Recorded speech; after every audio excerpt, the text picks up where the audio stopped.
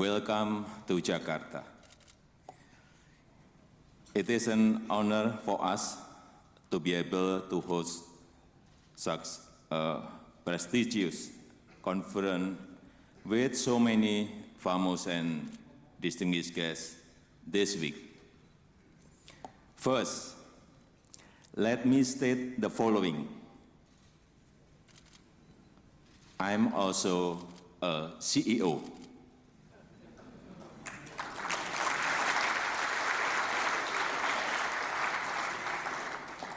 Not only I'm the Chief Executive Officer for the Republic of Indonesia, but for more than 20 years, I was also the CEO of my own furniture manufacturing and furniture export business. Therefore, I'm happy and honored to attend the Forbes Global CEO Conference for my first time, also as a CEO.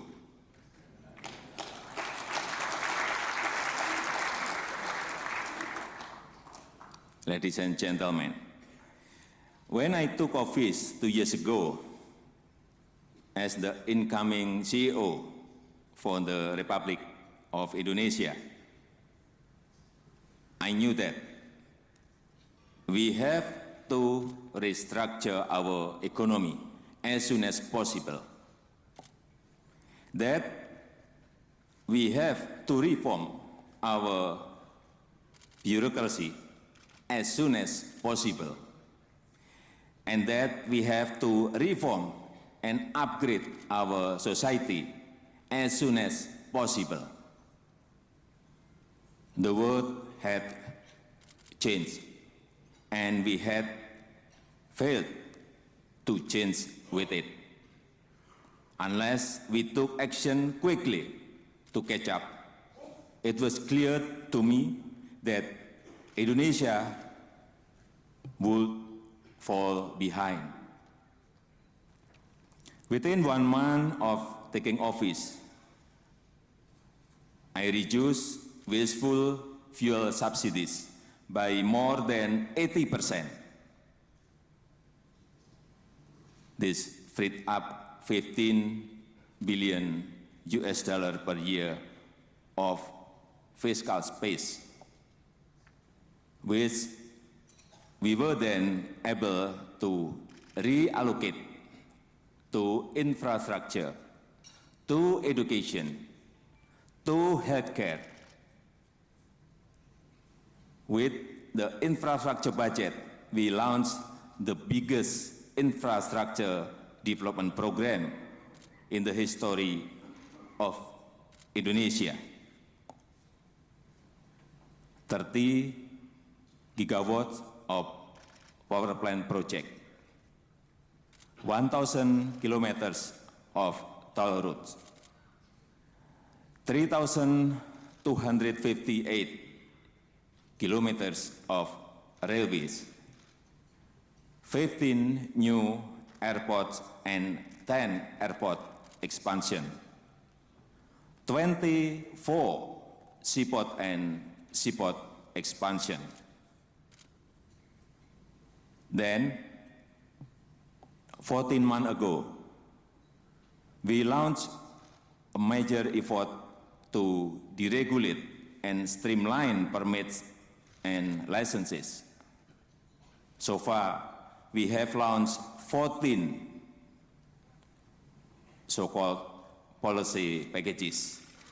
Packages reform aim to concrete measures such as creating custom bonded zone logistic centers, which make the import of raw materials and the export of finished goods much more efficient. Creating a formula that puts a limit on annual increases in minimum wage to give certainty for employers. lowering the price of gas for industry, and many other economic reform measures. And this year, we launched an ambitious tax amnesty program. After only 5 months, ours is already the most successful tax amnesty program in world history. So far, we have collected around $10 billion or more than 1% of GDP in penalty payment and a similar amount in capital repatriation. An amazing $300 billion of previously undeclared asset has been declared to our tax office. That's more than 30% of GDP. By the way, I understand that in USA, Mr. Trump is now considering several policies, such as launching a major infrastructure development program, deregulating the rules and requirements of business which have become excessive, and launching a major tax amnesty to attract back some of 2.5 trillion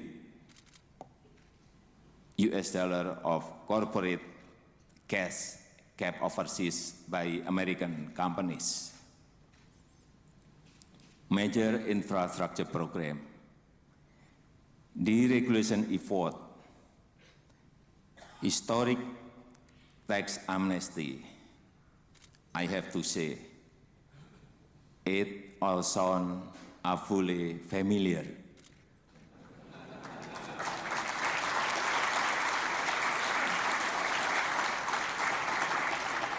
In case Mr. Trump wants to have some tips and tricks, we would be more than happy to share our experiences.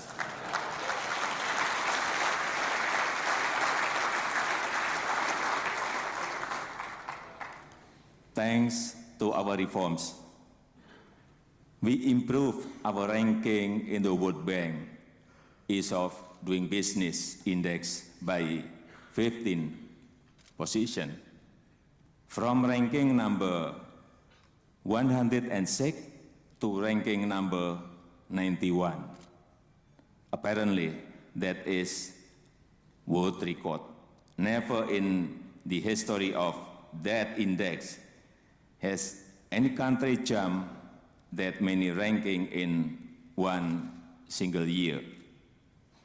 But that still leaves us an unacceptable ranking of number 91. My target is to make sure that we are in the top 40 of Ease of Doing Business Index as soon as possible.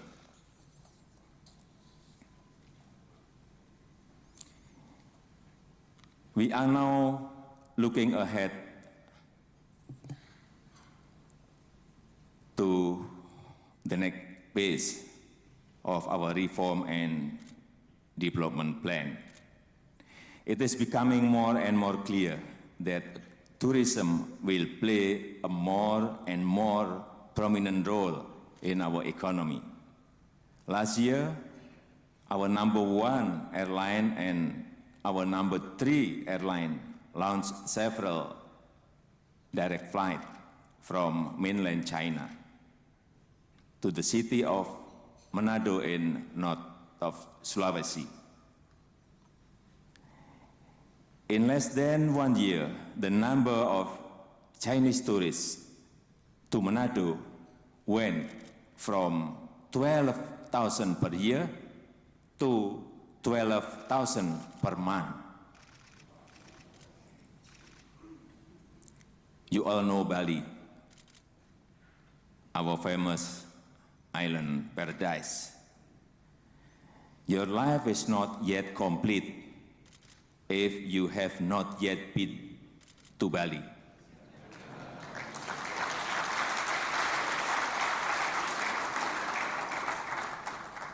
But Indonesia has thousands of beautiful spots like Bali. For example, Raja Ampat in Papua, Mandalika, Lombok in West Nusa Tenggara, and Komodo Island in East Nusa Tenggara. You may want to buy property there soon before the price goes up.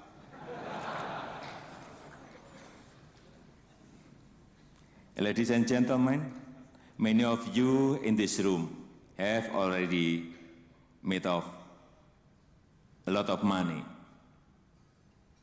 being part of Indonesia's development. And I hope that many more of you will do soon. Doing business in Indonesia can have its challenges, but I'm here to assure you we will continue to reform.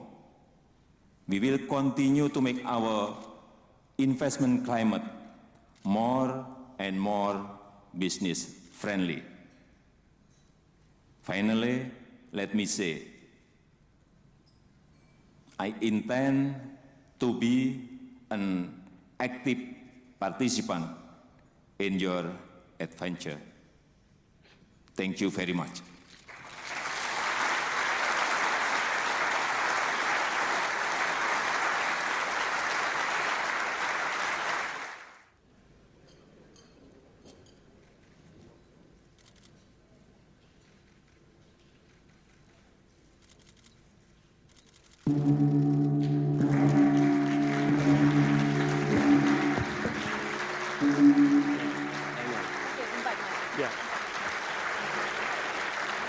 Yeah.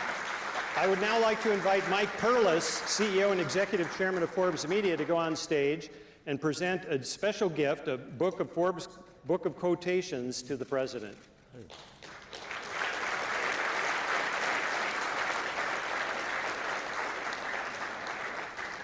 Thank you, President Joko Wies, Steve Forbes, Thomas Long, and Mike Perlis. I would now like to invite you to take your seats.